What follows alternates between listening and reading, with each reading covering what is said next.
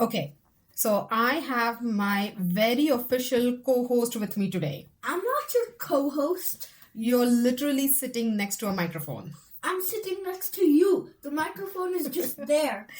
This is N. He just turned 11. He listens to the podcast even though he pretends he doesn't. I don't pretend. I actually don't listen. You corrected me last week on 3 separate things. That was just general knowledge. Sure. Okay.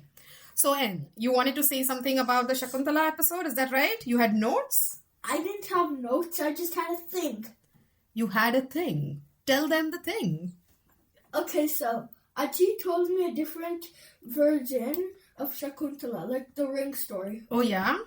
Her version, the ring doesn't just disappear in the river. A fisherman finds it, like inside a fish. He catches a fish, cuts it open, and the ring is just sitting there. Yes, that is Kalidasa's version. Who's Kalidasa? He is a poet who lived many years after Mahabharata was originally written or originally, I guess, put together. He retold it multiple times and, he gave his own spin on the stories. In his version, there's a fisherman, you're right, and he brings the ring to the court. That's way better. Oh, yeah? It's more satisfying, isn't it? Why did you tell the other versions then? Well, I thought the version that I was reading was more complicated. And I think that is Vyasa's version of Mahabharata. Okay, so which one actually happened? So, N, these stories are thousands of years old and they were passed down orally, meaning person to person, from grandma to grandchild, just like Aji told you, for centuries before anyone actually wrote them down. So every time a story passes through someone, it picks up a little bit of that person. The detail changes, the context changes, the ending gets slightly different. The character becomes much more complicated, I guess.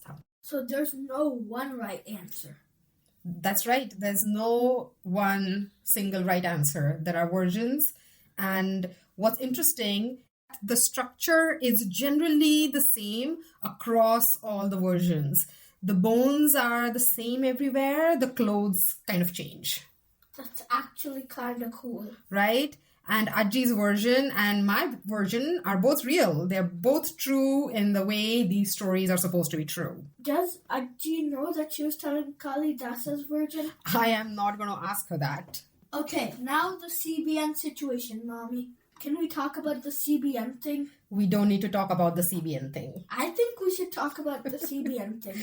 Fine. In the podcast, I think it was the Shakuntala episode, I think I said CBN when I was trying to say something about GBN, as in God's Broadcasting Network, like a joke. It's GBN. It's GBN. CBN is not a thing. You invented a network. I invented a network in the middle of a mythology podcast about Hindi gods. God's Broadcasting Network. Yep. In my defense, I was talking very fast. And I just... There is no defense. There is no defense. I made up a channel. What would GBN even broadcast? In my mind, GBN would be Indra's absolutely needed tool. He being so anxious about humans getting too powerful. That's so much of the story. Breaking news. Another sage is meditating too hard. Exactly. Threat level elevated. Sending Apsara. Okay, but seriously, it's fine. You can just fix it next time. I will fix it next time. It's GBN. It's GBN. I know. Just checking. Thank you, N. Very helpful. That's what I'm here for. Okay, last thing. Yayati. Yes. When he falls from heaven, does he actually fall, like, physically? Is he just dropping through the sky? What do you mean? Is it like a free fall situation? Is he screaming? Does he go through clouds? I need to know the logistics. Well, I'm not sure if anything super specific is written about the aerodynamics of the fall, N. But, like, how high is heaven? How long does it take? Well, in Mahabharat, Swarg, or in general in Hindu mythology, Swarga, heaven, is above the earth somewhere. So, yeah, probably a significant drop. Okay, so he's in heaven. Everything's great. Indra asks him a question. He says the wrong thing. He says no one equals him. He literally just had to say something else. Literally anything else. Oh, there are so many great people. Done. He stays in heaven. Done. He stays in heaven. He couldn't do it. He could not do it. So then what? Indra just pushes him? I don't think Indra physically pushes him. I think his merit just drains and he gets relegated. So it's like the English Football League pyramid? Yeah, that's a super comparison. So yes, technically. Okay, that's kind of amazing.